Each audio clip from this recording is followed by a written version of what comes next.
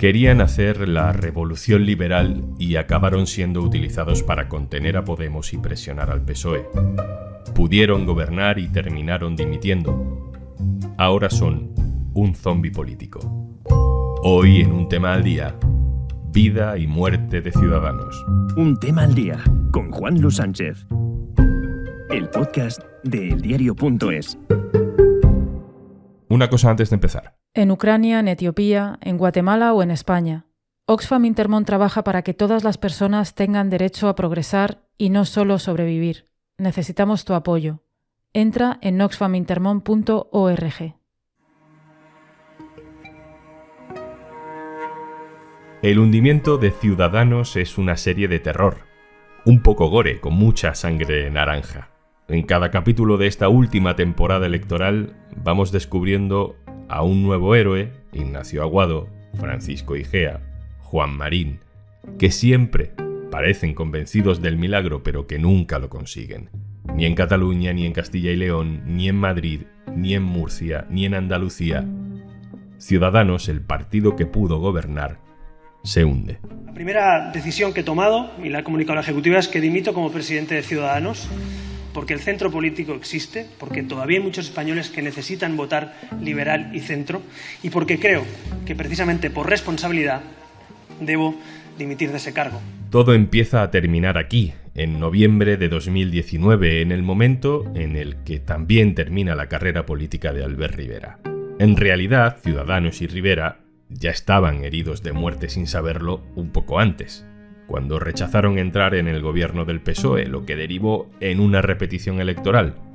Pasaron de 57 escaños en abril a 10 escaños en noviembre. Desde entonces, lo que vemos son los tambaleos de un animal que se resiste a morir. Quien me va a ayudar a contar esta historia es la persona del diario.es que mejor conoce a Ciudadanos. Carmen Moraga, hola. Hola, Juanlu. Vamos a contarlo desde el principio, Carmen. Ciudadanos no es un partido tan nuevo como a veces nos parece. Nace en 2006. ¿Con qué objetivo? Bueno, Ciudadanos nace en Cataluña, pues en principio como una plataforma impulsada por un grupo de intelectuales, de personalidades de la vida civil, que no tienen experiencia política, pero que tienen un objetivo común: hacer frente al nacionalismo y al separatismo, en el que ven encarnados todos los males de España. Estamos hablando del año 2006, cuando aparece Albert Rivera, que entonces es un joven abogado que se siente atraído por esas ideas. La plataforma termina, como todo el mundo sabe, configurándose en un partido político, Ciudadanos, Partido de la Ciudadanía, y Rivera entonces se convierte casi de chiripa en su primer presidente. Y es cuando inicia su aventura política entrando en el Parlamento de Cataluña, con aquel famoso cartel de campaña, que yo creo que todo el mundo se acuerda de él, en el que aparece desnudo, tapándose con las manos sus partes íntimas. Entonces sacaron 3 diputados y ahí comienza toda la aventura. Una aventura que tiene, paradójicamente, un punto de inflexión en la creación de otro partido, en 2014. Podemos. La transversalidad es asumir que hay una agenda de una mayoría social de españoles que proceden de culturas políticas distintas, pero que entienden que hay que acabar con los desahucios, que no se puede permitir que se rescate a los bancos y no a las personas, que entiende que hay que proteger la sanidad pública y los servicios públicos. Y yo soy de izquierdas, pero lo fundamental de Podemos es nuestra etiqueta ideológica. No. Con el nacimiento de Podemos, algunos centros de poder se ponen muy nerviosos. Podemos no era solo un partido de izquierda, sino un partido nuevo, que además sería pronto la primera opción política, según las encuestas, de los menores de 30 años. Es ya memorable la confesión pública del entonces presidente del Banco Sabadell, diciendo que había que crear un tapón, un Podemos de derechas. Una especie de Podemos de derechas, porque coño, el Podemos que tenemos nos asusta un poco, pero un Podemos más orientado a la iniciativa privada y a la posibilidad del desarrollo del país, esto sí que nos convendría. Carmen, aquí es cuando empieza el auge político y mediático de Ciudadanos con alfombra roja. Bueno, efectivamente ellos jugaban con ventaja, porque cuando surge Podemos, Ciudadanos ya tenía su bagaje. Incluso el propio Rivera, que eso no se acuerda casi nadie, había intentado en 2008 dar el salto sin éxito a la política nacional. Se presentó como candidato al Congreso por Barcelona en aquel año. Luego, en 2015, ya decide lanzar Ciudadanos a nivel estatal. Entonces, cuando abandona Cataluña, dejando allí a Inés Arrimadas. Y resulta que Inés Arrimadas en 2017 consiguió el hito histórico de ganar a los nacionalistas, algo que de lo que ellos presumen siempre y sacan pecho. Cuando llega a Madrid, entonces a Rivera la mayoría de los medios de comunicación lo presentan como un partido emergente, como Podemos. Pero bueno, en realidad detrás de Rivera y su gente había ya toda una maquinaria y un engranaje de apoyos de empresarios, de banqueros y lo que se suele conocer como los poderes fácticos, ¿no? Ciudadanos no se presenta nunca, claro, como un Podemos de derechas. La primera estrategia de Albert Rivera fue la de cazar el voto más liberal, más joven del PSOE, cortándole el paso en ese flanco a Podemos. Así se definía ideológicamente Ciudadanos en 2015. No, nosotros no somos de derechas, somos un partido constitucionalista, somos un partido demócrata y progresista, somos un partido que recoge la tradición, digamos, del liberalismo político y también algunas aportaciones de la socialdemocracia europea en el ámbito del bienestar. Por tanto, conjugamos economía, mercado y sociedad de bienestar. Vuelvo a decir, Ciudadanos es un partido progresista, no es conservador. Si alguien piensa que nosotros vamos a defender exactamente lo mismo que el PP, se equivocan. Lo que vamos a escuchar ahora es uno de mis momentos favoritos de la historia de Ciudadanos, cuando Albert Rivera y Pablo Iglesias debaten con Jordi Évole por primera vez en Salvados. Si llegáis al gobierno, ¿derogaréis la ley Mordaza? Sí, la mayoría de artículos sí. ¿Cerraréis los CIES, los centros de internamiento de extranjeros? Sí. Yo garantizaré que se respeten los derechos humanos, que hoy en muchos de ellos no se respetan. ¿Financiaréis escuelas que segreguen por sexo? No, respeto que la gente los lleve, pero es una escuela privada, pero la escuela concertada pública tiene que seguir la igualdad que marca el Ministerio. Como esto sigue así, nos presentamos juntos a las elecciones. Rivera juega a ser tan nueva política, tan crítico con el bipartidismo, tan renovador como Podemos. En esa entrevista quedan incluso a impactar cosas, muy diferente al tono del ataque total contra Podemos de unos años después. Y eso a Ciudadanos le funciona. Se convierte en un partido con opciones de gobierno, en una bisagra que puede negociar tanto con el PP como con el PSOE. En 2015, Albert Rivera firma un preacuerdo de gobierno conjunto con Pedro Sánchez. Con este cuadro que nos acompaña, el abrazo, en este país hizo un gran esfuerzo en la transición.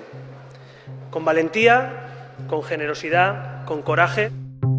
Carmen, esto fue en una sala del Congreso de los Diputados, con mucha solemnidad.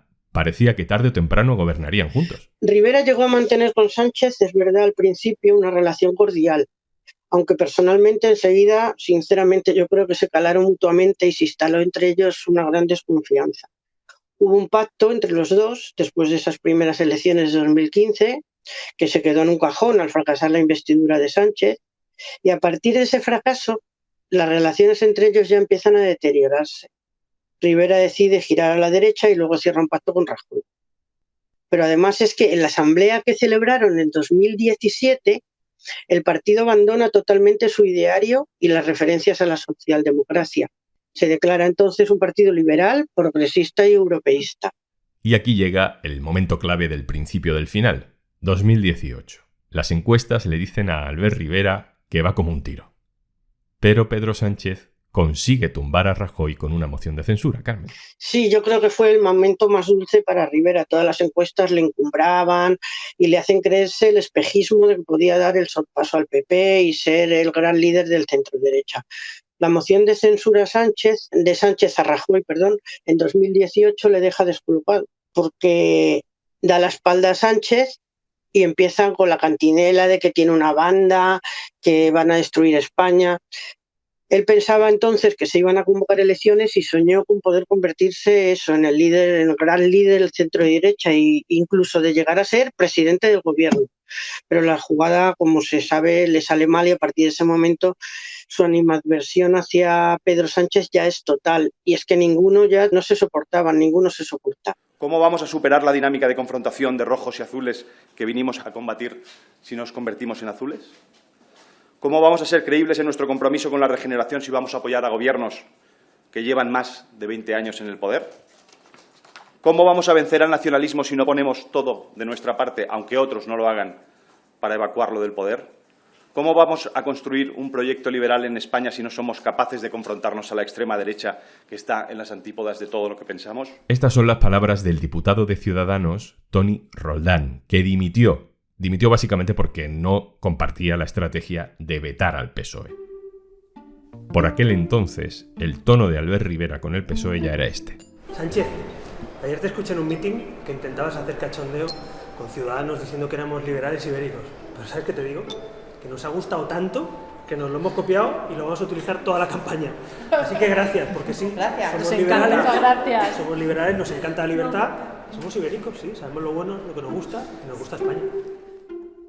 Carmen, no sé si ese que mencionaba Toni Roldán, haberse convertido en azul, es el gran error de Albert Rivera. Bueno, para mí el primero es no saber calcular casi ninguna de las consecuencias de sus decisiones.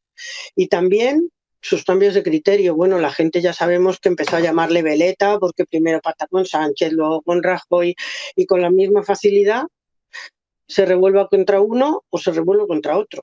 Y no tiene piedad con los suyos. Cuando alguno se cuestiona sus estrategias, lo echa o le invita a irse. Tras el veto al PSOE y su decisión de apuntalar al PP y de cerrar con ellos varios gobiernos de coalición, de hecho se le va a mucha gente valiosa, pero a él no le importa, no parece importarle y sigue adelante. Pero con todo, y en mi opinión, su gran error fue huir y esconderse en el momento clave, cuando tras la moción de censura y la convocatoria de nuevas elecciones en abril de 2019, porque Pedro Sánchez no pudo cerrar unos presupuestos, pudo haber llegado a un acuerdo con Sánchez para que, como él insistía y una y otra vez, no tuviera que pactar con los de la banda, con los separatistas, con los proetarras. Con todo, fijaros, sacó 57 diputados después de eso, y eso le emborrachó para mi gusto.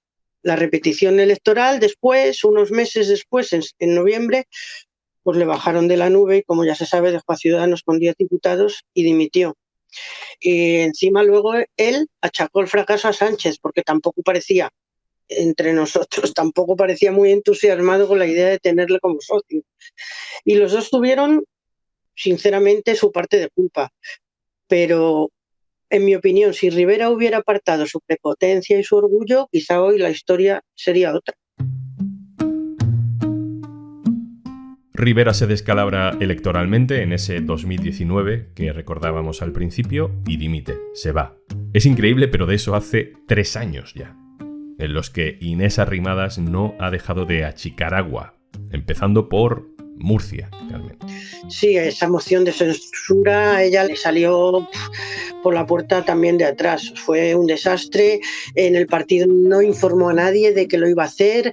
La criticaron por todos lados. Encima fracasó porque no calcularon bien, ni cerraron bien, ni ataron los cabos de todo.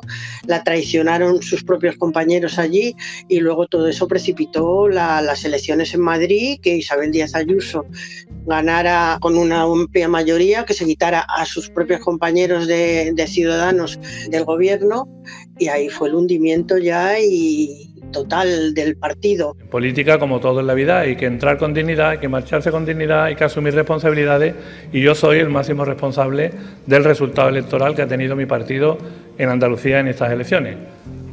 Lo que pase en el futuro, pues no se lo puedo decir. Ciudadanos dijo que era social liberal al principio, pero muchos de los socialdemócratas, incluso de los liberales, se fueron yendo. Yo no sé, Carmen, si a día de hoy podemos siquiera decir que Ciudadanos es un partido de centro. No, en absoluto. Es más, todos los que aparentemente al principio fueron fichados, como los fichajes de centro-derecha que iban a llevar al partido a una centralidad, han salido totalmente ranas, entre comillas. Han sido personas que han demostrado que estaban más cerca de Vox que del centro, o bueno, y por supuesto en las antípodas de cualquier partido progresista o socialdemócrata. Entonces todo eso también se le ha ido a ella acumulando. Se han ido personas que luego en el fondo muchos decían mejor porque nos hemos quitado el lastre. Incluso los dirigentes históricos de ellos han ido también dando un giro hacia la extrema derecha como Girauta. Así que es un partido para mí que se creó de la nada y que se fue engordando gracias a ese apoyo que tenía de ciertos medios, de esos poderes fácticos que digo, pero que se creó como un soufflé y se ha pinchado y detrás no ha habido nada, no había nada. Carmen Moraga, compañera, muchísimas gracias, un abrazo fuerte. Gracias a vosotros. Y antes de marcharnos... Paciencia. Dícese de la virtud de tener que acabar todas las tareas que tienes pendientes hoy para poder hacer algo que te gusta. Bueno, eso antes de que llegara Podimo. Y si no sabes de lo que estoy hablando, entra en podimo.es/aldía y disfruta de 60 días gratis para disfrutar de todos los podcasts y audiolibros que tienes disponible. Y lo mejor es que no tienes que esperar a acabar todas las tareas que tienes pendientes hoy, porque puedes escucharlos mientras las haces. Igual que estás escuchando Un tema al día de eldiario.es. Esto es Un tema al día, el podcast de eldiario.es. También te puedes suscribir a nuestra newsletter. Encontrarás el enlace en la descripción de este episodio. Este podcast lo producen Carmen Ibáñez, Marcos García Santonja e Izaskun Pérez. El montaje es de Pedro Godoy. Yo soy Juan Luis Sánchez. El lunes, otro tema.